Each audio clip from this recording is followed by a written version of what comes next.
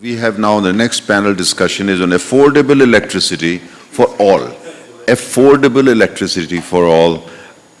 It's a dream or you think something is achievable. So I have the great pleasure of inviting Mr. Pankaj Batra, Chairperson of Central Electricity Authority of the Government of India, Mr. Reji Kumar Pillai, always very powerful voice, always outspoken, and something which should be in the interest of India. Mr. Pillai is always talking about that. He's President of India Smart Grid Forum, and Mr. Wrigley, Mr. Malcolm Wrigley, country head of the French giant ENGIE.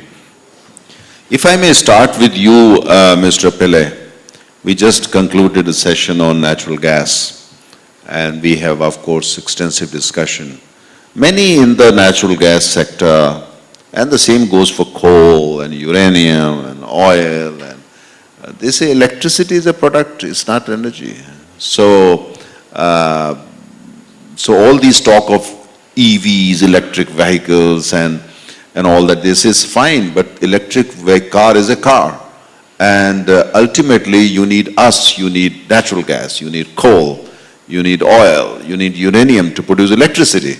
So, and when you have energy, energy means not electricity, but oil and gas, uranium and all that, then once you have that, you make many products, including electricity. So what's the big deal? Why do you claim that electricity alone is energy, or is the main source of energy? The primary question is it a product? Yes. And do you really need any of the fuel to make electricity? Yes and no, because solar don't need any of those fuels. It straight away comes from sun. Come to wind, come to ocean, the wave energy. That's a technology which is maturing fast in the last 3 years. So because of the material science again, we can put something which is floating, we can derive the energy from the wave. There are a host of other technologies which can also produce electricity. It can be also produced from coal, nuclear and other fuel sources, gas. The beauty of electricity is that it can be, it's the cleanest fuel at the user end, and it can be used for a variety of services like lighting, heating, cooling, and all your appliances which you have, which is driven today on electricity. An office or a home is not the same without electricity, although we have 40 million homes which are still not connected to the grid, but the life completely changes. So electricity is easy to produce from a variety of sources. It is easy to transport. Technologies are matured, and at the same time now we can store it also. Well, the batteries were there for a long time, but in commercial scale, batteries are available today, and several other energy storage technologies. For example, the flywheels which were developed for the space applications, which used to typically work for 15 minutes maximum. But last 3 years, developments in the power electronics can have a flywheel which runs up to 6 hours and gives me electricity at 50 hertz and constant voltage.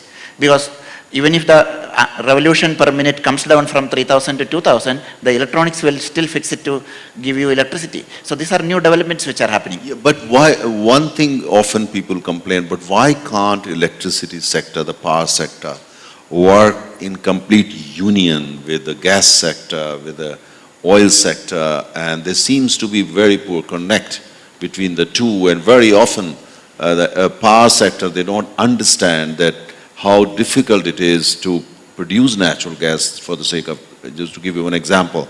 And often power sector people, because they don't understand the gas sector, they say, oh, I want LNG, but I want at $2.7 per unit. And the LNG sector say, come on. And they say, oh, listen to me, I want it at burner. They say, oh, 2.7 at burner, impossible. Or they say, you are greedy. Or, so there seems to be kind of, why can't power sector, if you have to provide electricity to all, can work, together with the fuel sector, fossil fuels and others? See, electricity is a regulated subject. Okay, the distribution is happening at a tariff which is decided by the regulatory commission. They are independent namesake, but otherwise So tariff is, so that's why yesterday also I commented, buy electricity at 5 rupees from the generating station and sell it at 3 rupees, they take a huge financial loss. As a result, distribution companies are not financially viable. So anyway, they have a peak time constraint, so they cannot give 100% electricity to all the demand. They do some 2 hours shutdown, cyclical load shedding. So that 2 hour become 4 hour, doesn't matter, so they resort to those things. But the main question which you asked, is it passed through? Only one state, Gujarat, where our Prime Minister, who was Chief Minister there, every quarter he allowed fuel surcharge to be passed on. So Gujarat never had a tariff shock. Other states for 3 years, 4 years, tariff remained the same. And it became unviable, then they have to increase it by 30%, 40%. Everybody is shouting.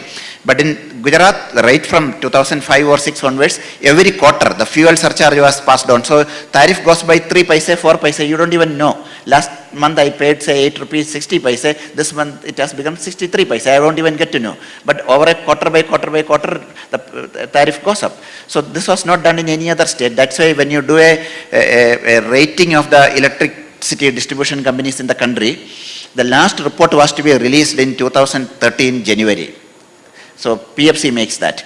They found that there are only 4 distribution companies which are financially viable, which are in Gujarat. So they officially didn't even release that time. And the rating stopped. Otherwise, previous 10 years we used to do an official rating and give it, based on which banks used to determine the official interest rate for those people. Another very important point I like to mention here is that the tariff shock from the liquid, the variability of the fuel input is not there in wind and solar. A solar farm which is giving me at 2 rupee 43 paise is a constant rate for 25 years. There is no shocks. So from the volatility of the market, we are completely insulated. When that becomes a major input to the grid, things will be much better for the distribution companies. Mr. Pankaj Batra, you are chairman of Central Electricity Authority. I mean, you are the main body of the government of India. I mean, it's upon you to make sure that electricity, affordable electricity is available to 1.30 billion people. It's more than the total population of Africa. Mr. Pillai talked about regulation. Various states have their own regulation and all that. People said that there should be reforms. That's good for you. There have been reforms and all that. But at the same time, what we find, even in Delhi, even where I live, and I look at my monthly electricity bill, it's just going up and up and up, and sometimes it's very difficult to explain why suddenly it has gone up. It seems that they make these days the way these people decide what should be the rate, what should be your bill is what part of Delhi you live in. If you live in South Delhi, the electricity bill is more, or if you live in good parts of Gurgaon, you need to pay more, things like that. I mean, affordable electricity, like you do in Germany, in Australia and all that, if you look at their income and the electricity bill, it's affordable.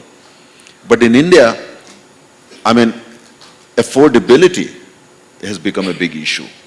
Now, it's kind of, are we daydreaming when we talk of affordable electricity for all, or you think that is something that the government and your organization is working on and we are moving in that direction? Thank you. The very topic that is chosen is affordable electricity. So a question to Reggie about why we don't use gas is this. The gas, as you said, is expensive. I mean, not domestic gas. It's imported gas, which is expensive, RLNG, which has to be regasified. And the total cost comes out around 5 to 6 rupees per unit, only for fuel charge, besides the fixed charge which consumers have to pay. Whereas that from coal comes out to be, if it's a pithead station, less than 2 rupees per unit, the fuel charge, in addition to the fixed charge, which is around 150. So total 350. The one which of solar and wind comes out to be around 250, both through bidding that we've got for quite a lot of capacity, which is constant for 25 years, whereas gas and coal keeps on increasing because of the increasing fuel charge or the escalation which is there in respect of this fuel. That's primarily why we don't use gas for power stations other than domestic gas which is already available. Domestic gas is still affordable, but since it is linked to international prices, maybe in the future it may get more expensive. So, but there are solutions. We in CA try to see that we aim towards efficient systems as a whole. So not only generation, but also transmission and distribution. We have a app called Merit, which is on merit order dispatch, which tries to ensure that the state distribution companies procure the cheapest power first out of all the stack that they have to meet the demand. And we also try to plan for the future on what sort of generation mix we should have for the future. In that respect, we took out the National Electricity Plan, which is planning of generation planning for the future, right up to 2027, in accordance with the demand which is forecast. The demand is forecast to grow at about 6.18% CAGR for the next up till 2022, and about 5.4 or something for the next 5 years from 22 to 27. To meet this demand, we see which is the best way of meeting this demand, considering that we have intermittencies of renewable generation that we are going in India in a big way, solar and wind.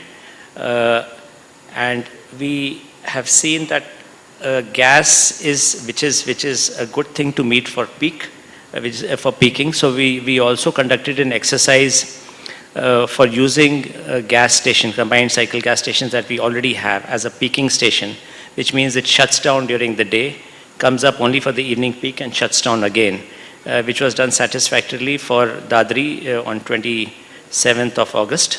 And we will be doing more also. There are no issues about variation of pressure in the gas pipeline. So we did it in collaboration with GAIL. The quantity of gas that we have, we want to use it optimally, the domestic gas. The imported gas is expensive, and therefore nobody wants to schedule that, none of the distribution companies. Now, when we talk about affordable electricity, we have, fortunately, prices of solar which are quite low, and there's a lot of research going on solar increasing efficiency of solar cells, increasing efficiency of wind generating inverters, and the wind design of the wind generator itself. So we hope that the electricity prices from these renewable sources will not rise. But how do you take care of the intermittencies that we have?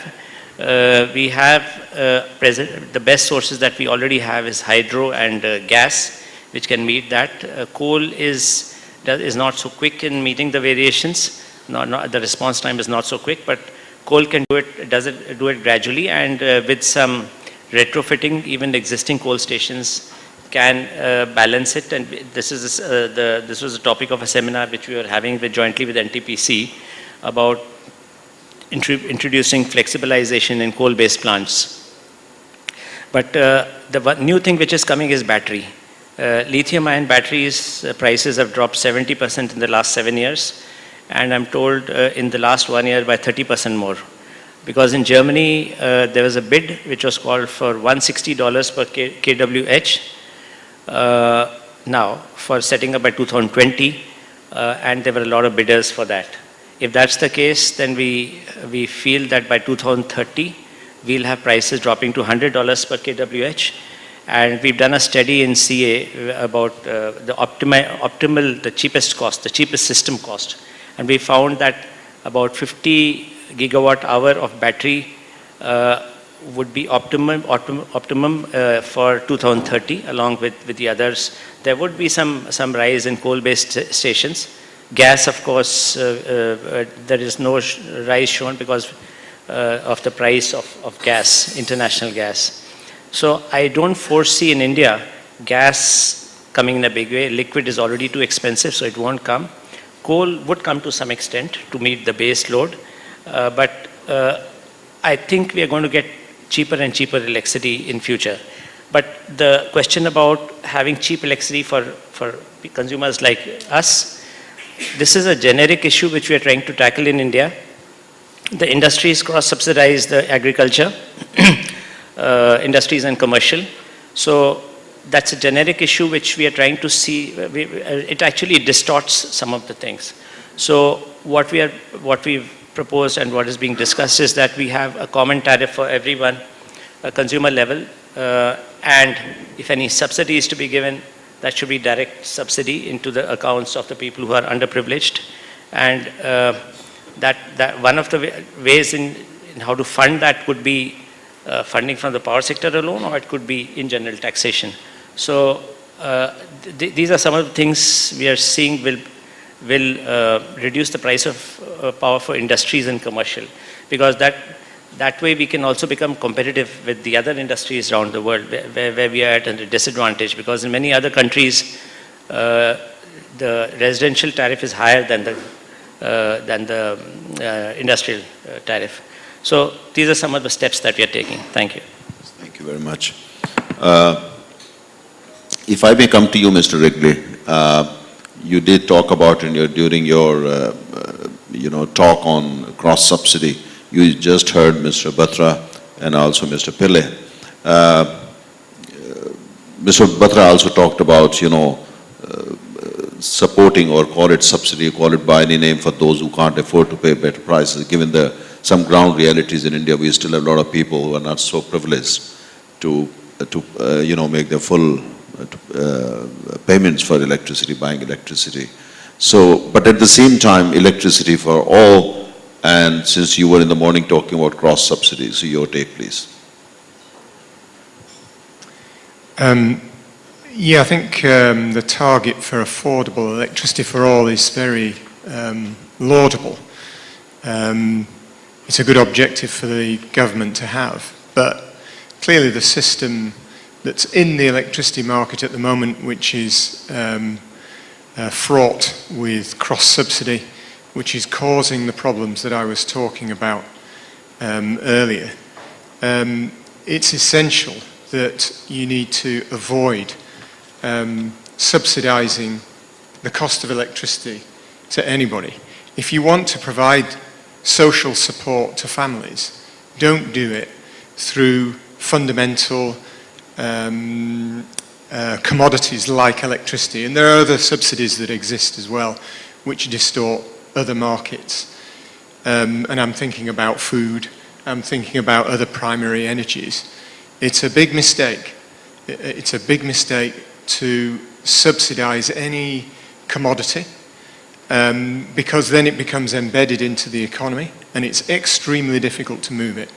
If you want to provide social support to families, you really need to do it directly with direct payments to the family account, or some kind of other system, to avoid embedding a problem into the fundamental economics of markets, which problem will grow and only come worse in the future and come back to you. So in my view, it's essential.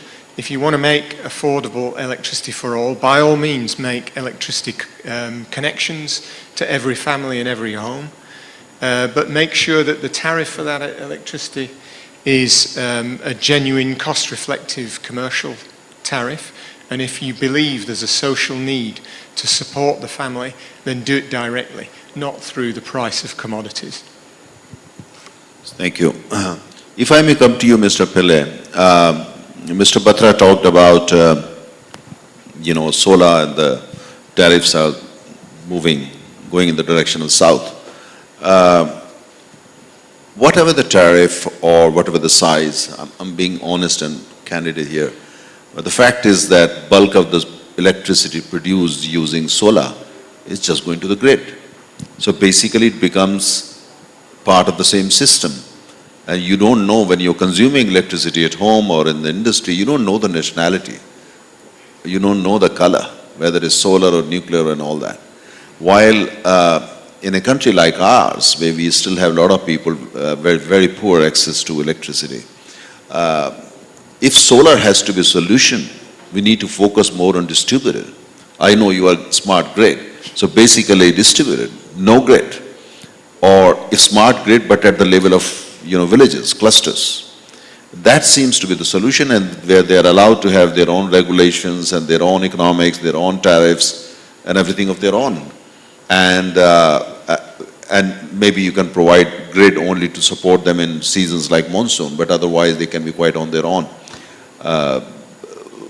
So what is the solution? If you really want people to, have electricity at rates they can afford, Mr. Wrigley talked about subsidies for those who are, using Aadhaar card or use some other method. But it seems that electricity is more complex than oil and gas because it's both concurrent subject, is the states involved with their own visions, with their own experiences, and Chief Minister getting and say, "Main bijli mufat dunga, I'll give electricity for free." So all that kind of highly politicized. So how should one really unclutter the clutter in order to make affordable electricity for all a possible thing? A couple of key points like to bring to the knowledge of everybody. First of all, electricity is the cheapest if you can provide from a grid, even at the true cost. So, and the poor people, they spend a disproportionate percentage of their income for their energy needs. Even if a village home where there is no electricity, if he is buying a liter of kerosene for lighting, even that is as percentage of his income, it's much higher than what we pay for electricity as percentage of our income in cities. So they are willing to. If a distribution company have to charge 5 rupees a unit or 8 rupees a unit, even at that rate, people are willing to do that. There are villages in Bihar, Jharkhand, UP, many places, people cycle 10 kilometer, 20 kilometer to charge their phone overnight. They pay 10 rupees to charge the phone overnight in those places. And somebody else from the village go to collect it in the morning. So those people, if it is there, they are willing to pay that per unit of cost of energy. That should be understood. They don't need that subsidy, and it changes their life if there is electricity, at least the lifeline supply which we have been advocating, evening 4 to 6 hours of lifeline supply, that extend the day, that increases their income. There is water available in the village. Again, the experiment which was done in Gujarat in feeder segregation, one feeder which goes to the villages have 24/7 electricity, the one which goes to the agricultural field, there they have been given 8 hours of electricity for the agricultural purposes from 10 o'clock in the night to 6 o'clock in the morning. So the results from that experiment which Mr. Modi had done was that within 2 years of giving 24/7 electricity in the village, several things happened. One, house level, income level went up by 30%. Many economic factors which they assumed which happened. One thing, the dropout of female students from school came down by 85%, because they are the one to pull out from school to go to faraway place to fetch water. With electricity in the same village, there's a pump can be operated and there is water. So much of socio-economic changes happens with electricity, people are willing to pay. And at the micro level, we have been always advocating that the size, in a place where there are 100 houses, it is too expensive for somebody to run a small mini grid or a micro grid. You bundle the services, water supply, electricity, house tax collection, internet services, all that, so that the volume of businesses comes to some size where you can use efficiency tools. You can deploy skilled manpower to maintain that. So those need to be, that's one of the main policy intervention which need to be there at the grassroots level. The newly electrified villages, many of them don't get electricity. Even if something goes wrong, there is no skilled person available to do that. But the question about the solar grids in the villages, there are already a few hundred rural microgrids which are there. Many of them came up through some subsidy or the other from the government. But with today's prices, 1 kilowatt of capacity, you get it for about 50 to 55,000 rupees. And in most part of India, in a day, 5 units of electricity it produces. So the price comes to less than 6 rupees, 5 rupees to 6 rupees. And maybe by 2 years down the line, that will go further down below 5 rupees from the rooftop systems which you can have. Slightly bigger scale, in a village scale, you go for a 25 kilowatt something, the price further comes down. So today, MNRE gives a subsidy of 30% for the rooftop people. Who are the people who are buying today rooftop? It's the middle class and upper middle class and businesses. They don't need actually that subsidy. And that subsidy should go to upgrade the grid, to absorb the intermittency of this solar. If you look at a daytime graph of solar, morning it goes like this, go to a peak by 2 o'clock and it comes down in the evening. But in 1 minute, if you look at it, there are spikes. And today, the total solar generation in the grid is less than 5%. So it doesn't matter. My 95% coming from big power plant, it's able to smoothen it. But at the feeder level, when it goes to 20%, 30%, the power quality will be a major challenge. This LED bulbs and the screens will not work if going up and down. So a lot of investment need to happen at the distribution grid level, and the DISCOMs are already financially struggling. They don't have money to invest. That work we need to. If this 40,000 megawatt going to come from rooftop, which we already, I believe it will happen. A couple of months ago, we crossed 2,000 megawatt or 2 gigawatt from the rooftop. So which will go at a much faster rate because people find it economically attractive. If you consume electricity more than 500 units, everybody is paying more than 8 rupees. So the rooftop is already less than 6 rupees. So people finding it attractive to do that. So there need to be policy intervention to facilitate this kind of mini grids coming in. And lastly, most important thing, the DC grid. We have already from BIS with our CA, we have finalized a 48 voltage standard for DC microgrid, which is good for most of our equipment. And they need, in a small village which is freshly getting electrified, they don't need even AC. DC is good. Most of the devices we use consume DC. Your phones, your laptop, your LED bulbs, and all this LCD panels, everything. And even brushless DC motors are there for fan. So a newly electrified village doesn't need AC at all. DC is good enough and 48 voltage is good, and that development is happening. If I may come to you, Mr. Batra, if you look at some people say, I'm no expert on electricity, but some people say that the electricity sector in the country as a whole is suffering from serious issues, especially that when you look at the electricity sectors, they are kind of, roadblocks everywhere. And it looks like, all the nerves, like the nerves leading to the heart, most of these nerves are clogged. So the power sector needs a big angioplasty, if not just a surgery.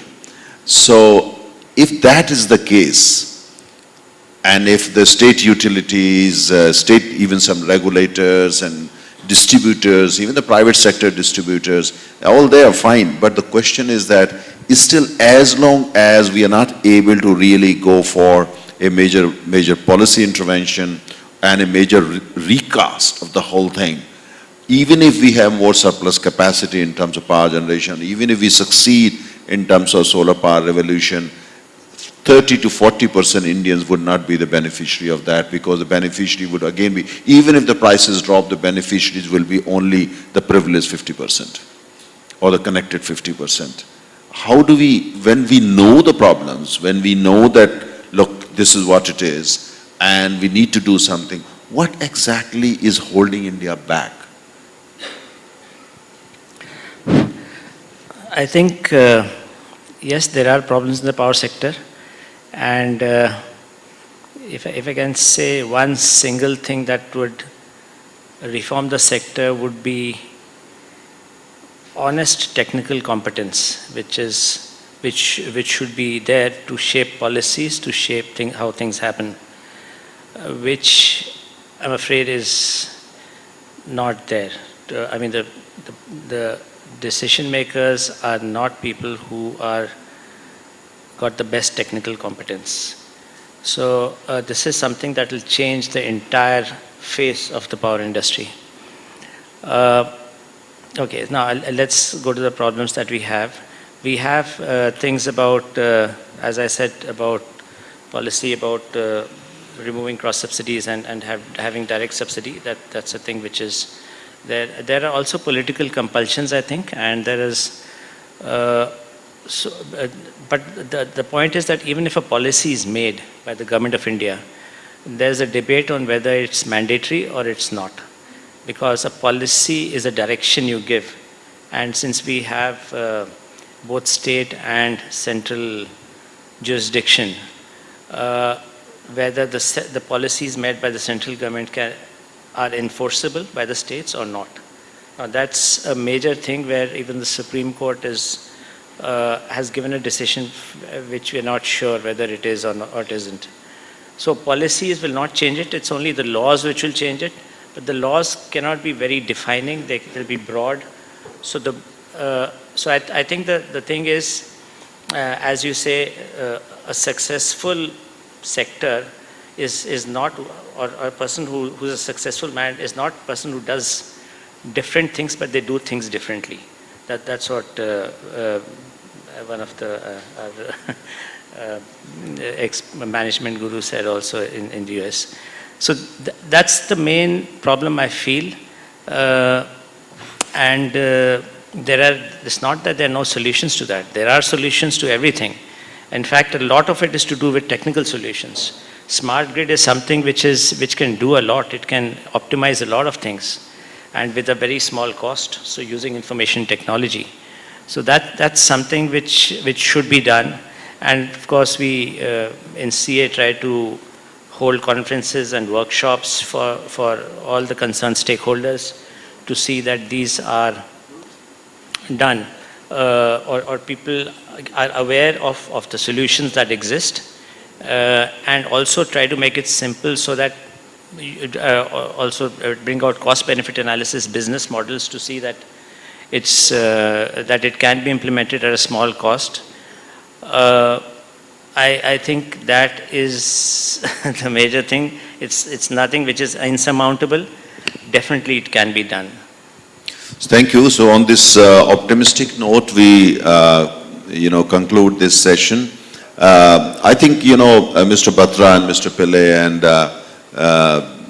Mr. Igli, many challenges, many issues, but I think there should be more regular kind of dialogues or formalized meetings or institutionalized meetings between the natural gas sector, the coal sector, power generators. I don't know how often GAIL and you actually meet, or for that matter the private sector companies like Trubolians or ONGCs and others. I think because the important thing is to, at the end of the day, to make the power sector as efficient as possible, because I remember talking with a villager who got the power connection 24 hours ago in a small village near Shukohabad in Uttar Pradesh. So I asked this man, it's the first time the family has experienced one bulb, one electricity bulb. So I asked him, so how do you feel? He says, magic. You see, so this is, electricity is magic. He says, my life has changed. My view of life has changed. My vision of life, everything has changed with just one bulb.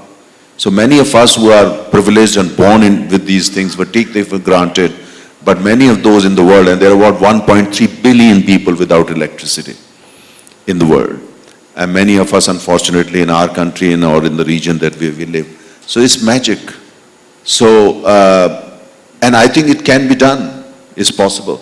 The only thing is, as I said, that because treatment of angioplasty is affordable.